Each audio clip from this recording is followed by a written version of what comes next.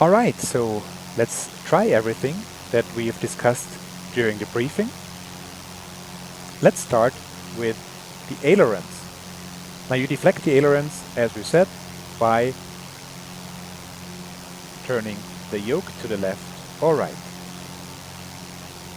You can have a look outside to the outboard portion of the wing and you'll see the ailerons deflecting when you turn the yoke. So let's have a look at it from the inside.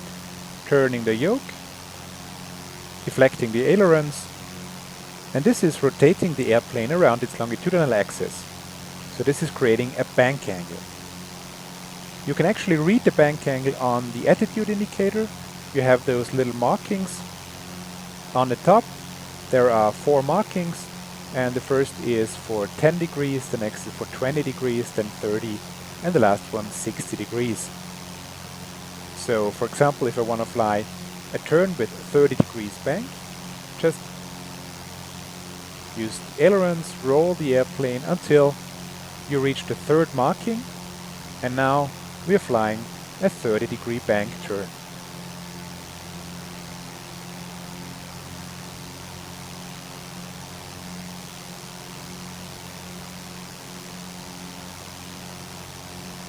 You'll notice that when you fly a turn and you do not compensate with the elevator, that the airplane will actually start to descend, because we have less vertical component, a smaller vertical lift component now, and we actually have to compensate for that by pulling a little bit back on the yoke and deflecting the elevator. Okay, so let's talk about the elevator right away. Now, if you're pushing or pulling on the yoke, you're actually rotating the airplane around its lateral axis. So if we're looking back, we can check the elevator. If I'm pulling up, it's moving up. If I'm pushing forward, it's moving down.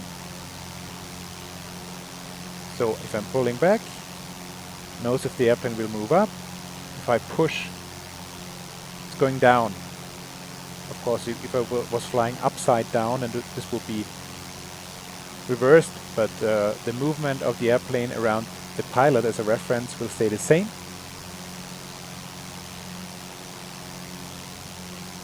And you can read the pitch angle, so the angle between the longitudinal axis and the natural horizon, on the attitude indicator. Of course, after a while you should have a natural feeling for that, so that you can estimate it also without an instrument. But just to demonstrate it to you now briefly, so if I'm moving the little airplane symbol now to 10, so now I have 10 degrees pitch up. And now I'm pushing the yoke, now I have 10 degrees pitch down.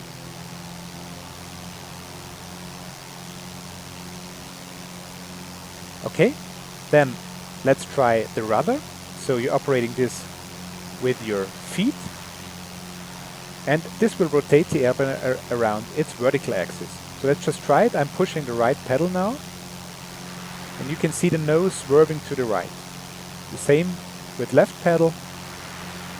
Also, because the outer wing in this rotation will accelerate a little bit, it will have higher lift, and this will also induce a bank angle. So if we try that, I'm not deflecting my ailerons, but only my rudder. And you see we also now have a bank angle to the left, although I didn't move the ailerons.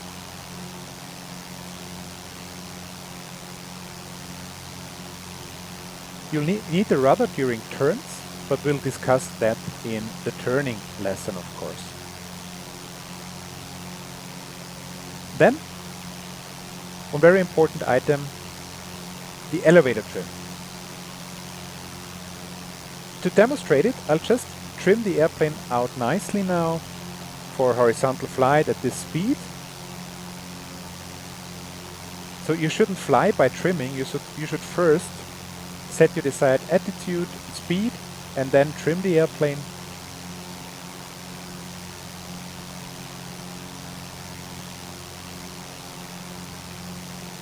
And then now I take my hands off the controls and the airplane is still roughly maintaining my 3,500 feet. I'm not giving any input right now, not holding any pressure, and the airplane is flying nicely along. This is really very important if you want to do precise and smooth flying. Now let's demonstrate what happens if the airplane is not in trim. So I will now trim the airplane full nose down, and I will compensate by pulling on the yoke. So now I need constant back pressure on the yoke to hold my altitude and to keep my attitude. And now look what happens if I let go of the controls. So I let go now, 3, 2, 1. Yeah. The airplane is now immediately pitching down violently, and we have a descent rate of 2,000 feet per minute immediately. So this is what happens when the airplane is not properly trimmed. So always use your elevator trim to trim away, so to speak, the control forces. Makes everything much easier.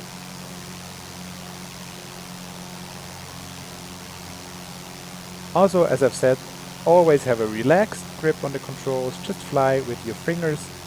Do not grip the controls tightly, because otherwise you will lose all that feeling for it that's really important.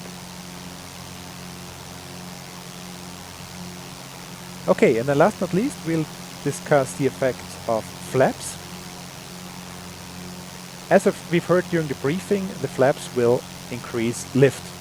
So if you extend them, you will have the nose of the airplane will go up. This is called ballooning.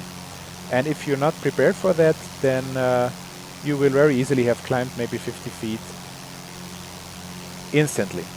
So to try this, first of all, very important, get your speed in the wide arc, because this is the flap operating range. We don't want to extend the flaps any faster than that. So I'm just reducing my speed now. Now we're in the wide arc, so actually we can extend the flaps now. I'll demonstrate the ballooning now. I'll extend the flaps and simply do nothing to correct. So let's get the flaps to 10. And you see what the nose does? Yeah. And now I'm pushing back again, and now we have climbed 100 feet. Not very pretty, right? So the speed is checked above 60. Let's retract the flaps again. When you retract the flaps, you normally have the nose dropping, so quite the opposite. Be prepared for that as well. Okay, and now we'll do it the correct way. So we will anticipate the ballooning. So we're at 3,500 feet, and I'll try to maintain that altitude now while extending the flaps by simply immediately pushing the yoke while the flaps are extending. So let's get the flaps to 10 and push. Alright, you can see flaps are 10 and we are still at the exact same altitude. So ballooning is not a big deal, you just have to be prepared for it. But this should come very naturally after a while, because if you have extended the flaps a lot of times, it will actually become second nature to counteract the ballooning. Alright, so get the flaps up again and keep the nose up.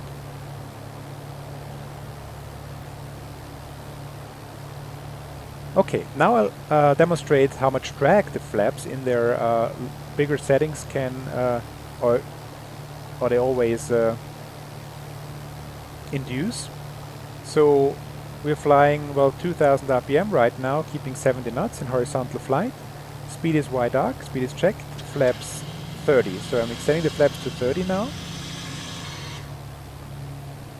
And you can see you still have the same power setting. The speed is reducing and reducing. So because of the increased drag, you also need more power now to keep those 70 knots.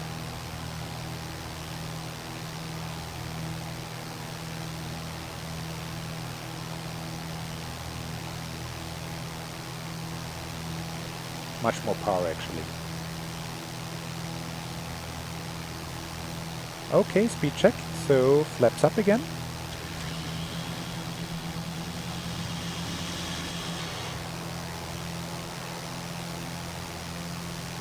Now you see the speed instantly increasing a lot after ejecting the flaps.